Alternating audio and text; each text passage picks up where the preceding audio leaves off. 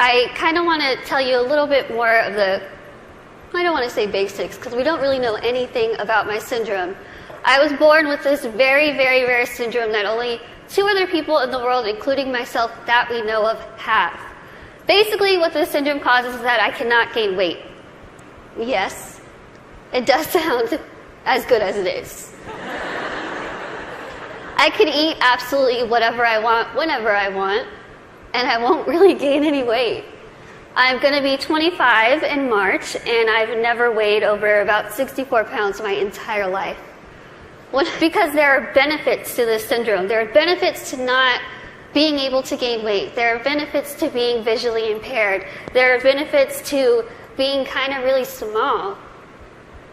A lot of people think, Lizzie, how in the world are you saying there's benefits when you can only see out of one eye? Let me tell you what the benefits are, because they're great. I wear contacts. Contact. Half off contacts. When I wear my reading glasses, half off prescription. If somebody is annoying me, being rude, stand on my right side. It's like you're not even there. I don't even know you're standing there. Right now, if I stand like this, I have no clue that there's this whole side of the room. Also, being small, I am very willing to volunteer myself to go to Weight Watchers, go to some gym and say, "Hi, I'm Lizzie. I will be your poster child." Put my face on whatever you need and I will say, "Hi, I use this program. Look how well it worked." Even though there are really amazing things that have come from this syndrome, there are also things that have been very, very difficult, as you can imagine. Growing up, I was raised 150% normally.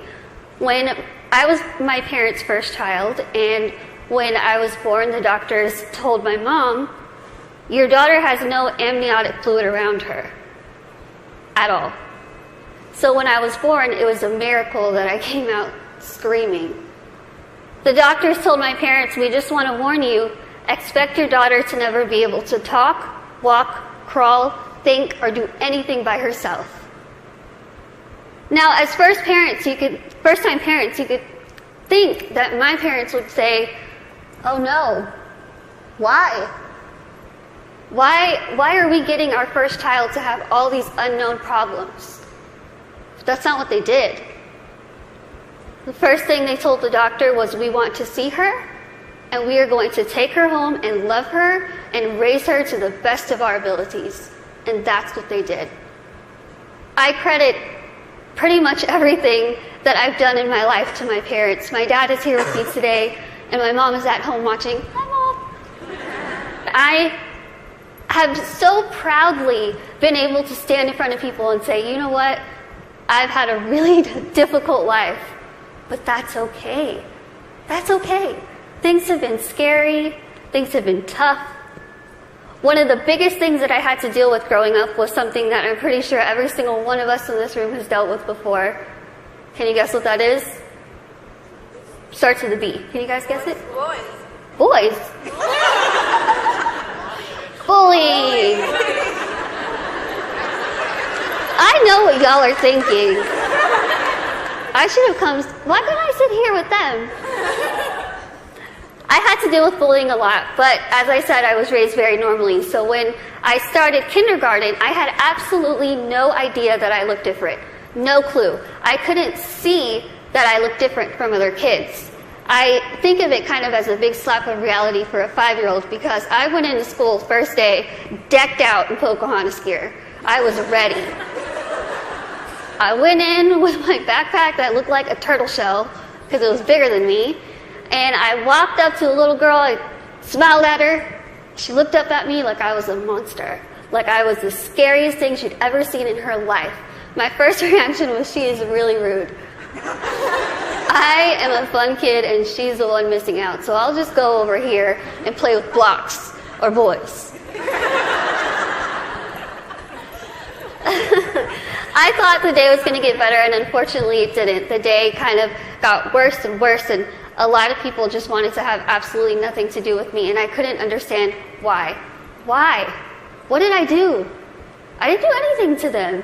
In my mind, I was still a really cool kid. So I had to go home and ask my parents, what's wrong with me? What did I do? Why don't they like me? And they sat me down and they said, Lizzie, the only thing that's different about you is that you're smaller than the other kids. You have this syndrome, but it's not going to define who you are. They said, go to school, pick your head up, smile, continue to be yourself, and people will see that you're just like them. And so that's what I did. I want you to think and ask yourself this in your head right now. What defines you? Who are you? Is it where you come from? Is it your background? Is it your friends? What is it? What defines who you are as a person? It's taken me a very long time to figure out what defines me. For so long, I thought what defined me was my outer appearance. I thought that my little tiny legs and my little arms and my little face was ugly. I thought it was disgusting. I hated when I would wake up in the morning and I was going to middle school and looking in the mirror, getting ready and thinking, can I just scrub this syndrome off?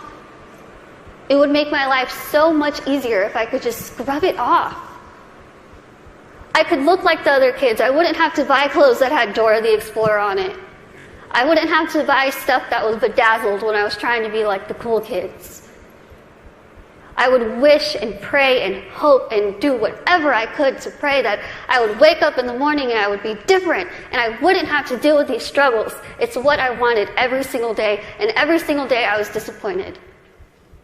I have an amazing, amazing support system around me who never pity me, who are there to pick me up if I'm sad, who are there to laugh with me during the good times, and they taught me that even though I have this syndrome, even though things are hard, I can't let that define me. My life was put into my hands, just like your lives are put into yours. You are the person in the front seat of your car. You are the one who decides whether your car goes down a bad path or a good path. You are the one that decides what defines you. Now, let me tell you, it could be really really hard to figure out what defines you. Because there are times where I would just get so annoyed and frustrated, and I don't care what defines me. When I was in high school, I found a video, unfortunately, that somebody posted of me, labeling me the world's ugliest woman.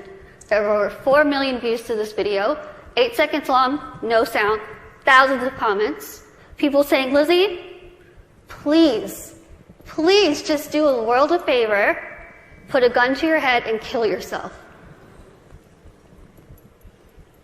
Think about that. If people told you that, strangers told you this. I cried my eyes out, of course, and I was ready to kind of fight back, and something kind of clicked in my head, and I thought, I'm just going to leave it alone. I kind of started realizing that my life is in my hands.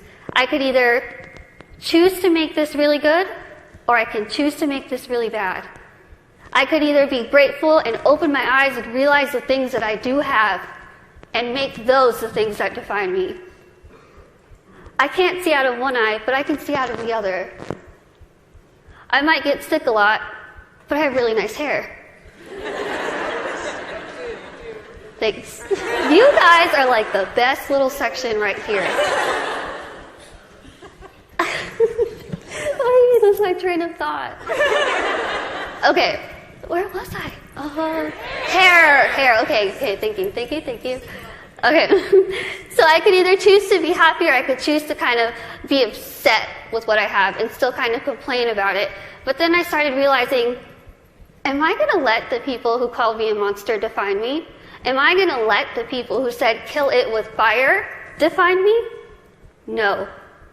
I'm going to let my goals and my success and my accomplishments be the things that define me, not my outer appearance, not the fact that I'm visually impaired, not the fact that I have this syndrome that nobody knows what it is. So I told myself I'm going to work my butt off and do whatever I could to make myself better, because in my mind, the best way that I could get back at all those people who made fun of me, who teased me, who called me ugly, who called me a monster, was to make myself better and to show them, you know what? Tell me those negative things, I'm going to turn them around, and I'm going to use them as a ladder to climb up to my goals. That's what I did. I told myself I wanted to be a motivational speaker, I want to write a book, graduate college, have my own family, my own career. 8 years later, I'm standing in front of you, still doing motivational speaking. First thing, I accomplished it. I wanted to write a book. In a couple weeks, I will be submitting the manuscript for my 3rd book.